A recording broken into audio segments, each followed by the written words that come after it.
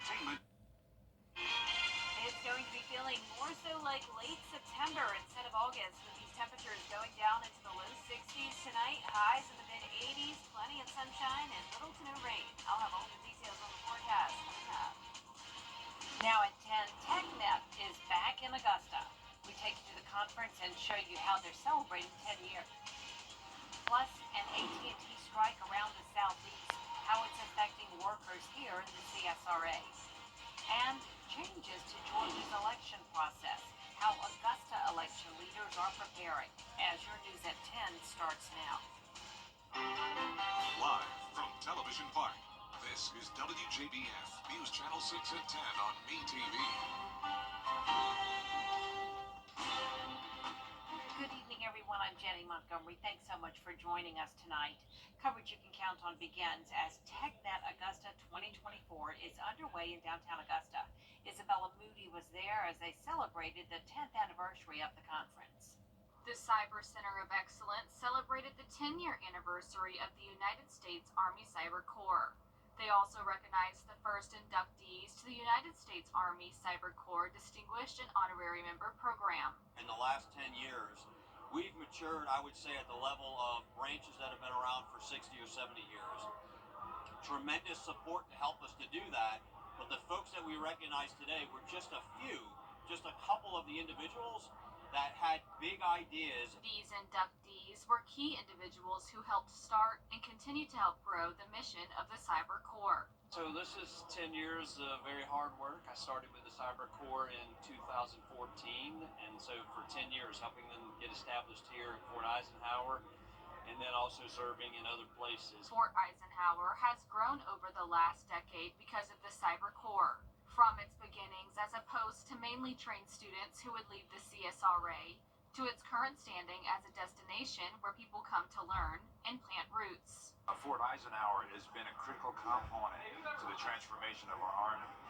As you know, cyber is it's considered an operational domain. It is an emerging threat, not only for our military, but honestly for our critical infrastructure, for our nation, just for our day-to-day activities in life. The TechNet conference looks at how cyber warfare domain needs to continue to transform, align, and accelerate to support cyber offense and defense.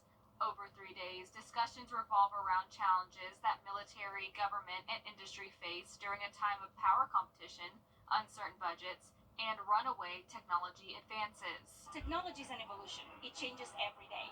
So staying abroad, on top of everything that is happening is very important. And that's what these opportunities that we're having in Augusta is bringing us. In Augusta, Isabella Moody, WJBF News Channel 6.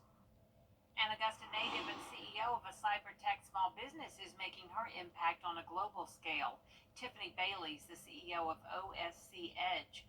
The female-owned company focuses on secure cyber solutions and providing support to it and cyber workforce. Bailey's one-woman vision to enhance national security has taken off and grown into a diverse and innovative global team. Now she not only helps companies all across the world, but has returned to TechNet to encourage small business owners. I took advantage of the resources that were around me, one of being at the Small Business Administration, which was instrumental in providing me training as an entrepreneur, as a business owner, finding opportunities in the federal government, but also looking at beyond the federal government.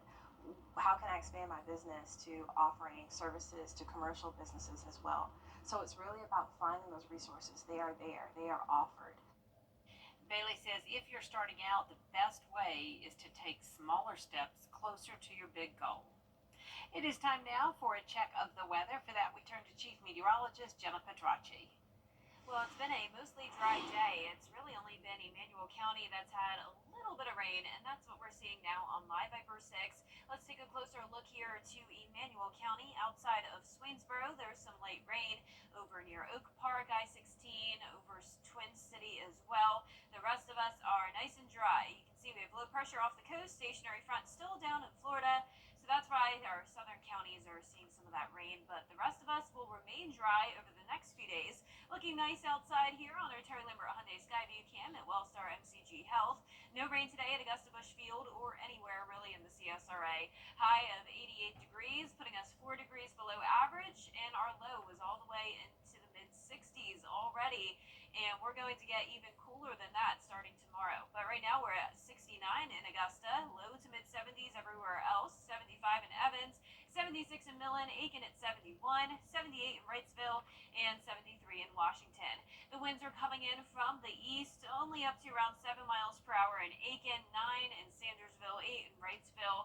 If the winds were any lower than that, we would have even cooler temperatures, but with a little bit of a breeze, that's allowing the temperatures to at least stay in the low 60s to mid 60s in some spots. In the upstate, though, there's already going to be some upper 50s tonight. We'll go down to 63 at 7 a.m. Highs will stay in the mid 80s. It's going to be a fantastic weekend as well. I'll have a look at that full 10-day forecast coming up, but back to you, Jenny. All right, thanks, Jenna. Some 17,000 union members in the Southeast working for AT&T on strike since last Friday. Communications Workers of America District 3 union members were on strike at the Washington Road Control Office in Augusta today. They're struggling to negotiate a new union contract with the company, but say management committed unfair labor practices during contract negotiations. AT&T says those claims aren't true and they have measures in place to avoid disruptions in service. CWA members bargain for a contract every few years with AT&T. While the negotiations are going on, we're confident that we will come to an agreement. We always do, but everything has to be fair for the company and also for the employees, and that's what we're bargaining for. The community has, as you can hear the horns, they're supporting us very well. There is no timeline for when an agreement will be reached. Workers hope it's soon so they can get back to serving customers. Big news from Edgefield, the historic plantation house on the town square. Stay with us. Details on new developments planned for Aiken coming up right after the break. And it's feeling like early fall with well below average temperatures, but next week we'll start to heat back up again. I'll have that full forecast right after the break.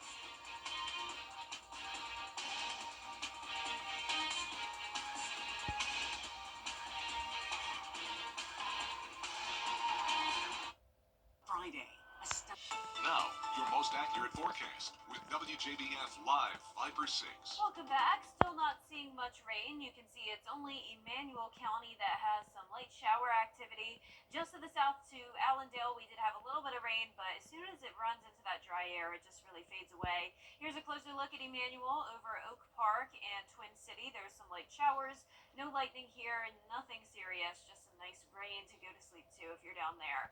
We've had the super blue moon over the past few days. Of course, it peaked on Monday night, but it was still visible last night as well. Here's a great photo of it over the water sent in by Keith Olson, and you can actually see it now on our Terry Lambert Hyundai Skyview cam from Augusta Marriott. This is over the water as well. Really cool shot there. Once again, not as impressive as it was on a Monday night, but at least it's something. 69 degrees. It's a much drier, dew point of only 66. Winds are calm, and around the CSRA, we're seeing those low to mid 70s. 77 in Sandersville, only 68 in McCormick, Aiken at 71, 73 in Barnwell, and 74 in Bamberg. We have low pressure off the coast, the stationary front down in Florida, scattered showers and storms with it, but overall it's pretty quiet in the southeast with dew points much lower in the upstate. 61 in Greenville, but notice that moisture down in southern Georgia where there's a little bit of rain and storms. Dew points are going to get even lower tomorrow into the comfortable range of 55. Then they'll climb steadily each day, eventually close to that 70-degree mark by Sunday. Winds will be gusty by Friday, up to 21 miles per hour, but no rain with those gusty winds. And tomorrow will be a nice sunny day, starting out in the low 60s, 76 by 10 a.m., mid 80s by the afternoon. Our lows will stay around 62 to 63 through Saturday morning. Sunday is when we start to warm up a bit, and then we'll see those lows get back to around average by this time next week. It does look like our high temperatures could actually go above average for the last few days of August, not just for us, but across all of the southeast. And it's still going to be pretty dry, so around an equal chance of below or above average precipitation. I'm going with very limited rain chances for next week. Eventually, we're definitely going to need some more rain to help prevent us from going into a drought again. You can see tomorrow morning at 6 a.m., mostly clear skies, northeast wind coming in. Still those showers and storms down in Florida, but because that front is just to our south, we really won't see many impacts. We have high pressure to the north, bringing in that dry air. Saturday morning, a little bit of cloud cover, but expecting plenty of sunshine later on in even down in the south, it will be in the mid 60s. And for highs tomorrow, mid 80s across the board for everyone. Our highs tomorrow will be in the mid 80s, and same thing for Friday and Saturday, back to 89 on Sunday. Sunny skies all the way into next week, and then we'll see a 20% chance of rain by next Thursday and a few thunderstorms around next Friday and Saturday. All right, Jenna, what a nice break. Yes, thank you. The Aiken Chamber of Commerce held its State of Our Community program tonight. The event covered the details of projects funded by the 1% sales tax with a focus on renewal. One project includes a new performing arts center at Aiken High School. So in South Carolina, you have a 6% sales tax. The voters, however long ago, voted to implement both of these 1% sales taxes. So the county has a 1%, and then the school district has another 1%. So all total, when you get your receipt back, whenever you have a retail purchase, you see the 8% sales tax on that. So anyone who makes a retail purchase in Aiken County, 2% of that is going to the school district and the county. More than 400 Aiken businesses, civic, educational, and governmental leaders were expected to attend tonight's meeting. Still ahead, it's day 3 of the Democratic National Convention. Coming up, we'll meet our first 2024 Scholar Athlete of the Week. And the Atlanta Braves look to extend their win streak at home. Kira Goldstein is in the studio. She has sports after the break. Are you suffering from sight? Now, WJBF sports coverage you can count on. With school back in session, WJBF will be honoring a different student every week who is a leader both in the classroom and in their sport. And we're starting off strong with this week's Scholar Athlete, Harlem's Hans Harper. Hans has played 4 years of football for the Bulldogs, but in the classroom, he's ranked second in the class of 2025. He has an average of 101.9 through his first 3 years, and the only AP class he doesn't take is weight training. Hans's parents and coaches say they are so proud of how hard Hans's works to get where he is. Well, I just want to be a light in the school for every student. I want everyone to know that no matter what, they have a shot. They can do both. They can work hard, and if they work hard, they'll go places. It's great to see him win this award today. His friends, his family, teammates, coaches, faculty, staff, everybody's poured into him over the years, and we're just super excited in the young man he's become. Oh, he's worked hard since he was in elementary school. I mean, he puts in work in the classroom and out of the classroom, so he's a hard worker for sure. He's friends with everybody. He's a leader because of just how he inspires others. His work ethic's unmatched. There's no doubt about that. Everything he does is just special to everyone in our team and our program. Guys just love him. Hans is not quite sure where he'll go to college yet, but he does want to be pre-med in the hopes of one day becoming a surgeon. A huge congrats to Hans and his family, our first 2024 Scholar Athlete of the Week.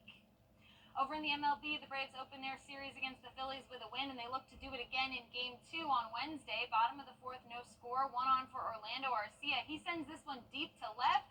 That's Orlando Arcia later as the Braves take a 2-0 lead. The Phillies would rally and ultimately get the win 3-2. So the rubber match on Thursday will start at 7:08 p.m. That'll be inside Truist Park. As basketball season nears, the Hawks have been making some roster moves, and on Wednesday it was announced that Joey Hauser will sign a 1-year Exhibit 10 contract with Atlanta. Hauser is coming off a season where he played for the Ontario Clippers in the G League, and during 16 Showcase Cup games, Hauser averaged 8.3 points and 3.4 rebounds per contest while shooting over 47% from the field. Hauser is also the younger brother of 2024 Boston Celtics NBA champion Sam Hauser.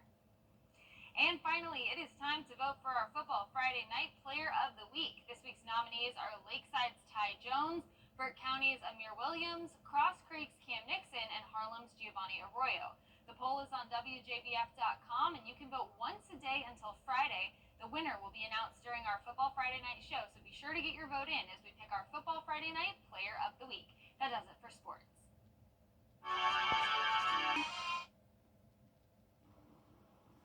And last but not least tonight, one woman in Little Rock, Arkansas has a passion for teaching that spans several decades. And she's turning 88 next month and plans on celebrating in the classroom. Here's a look at the love Norma Wise has for her job.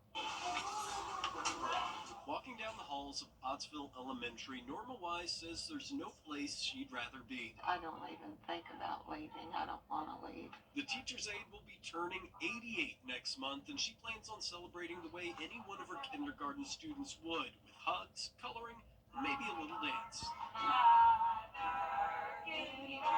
Not every class assignment is as easy as it used to be, with hip and leg surgeries limiting her, but Wise's wisdom is something she still shares to hundreds of kids a year. Just to learn all that they can in school and be nice to everyone. You're doing a good job. Since 1977, that education has left a mark on generations of former students now bringing their kids or grandkids through school. It's neat to be able to see, and teach with the people that have been here so long. They're the whole reason why we're here. Miss Wise is it. I love every person around here. Thankful to have every family and a teacher and Miss Wise. When asked why she continues to do it and not retire, Wise said it makes her feel young. I just want to be with people and help all that I can. It makes me feel good.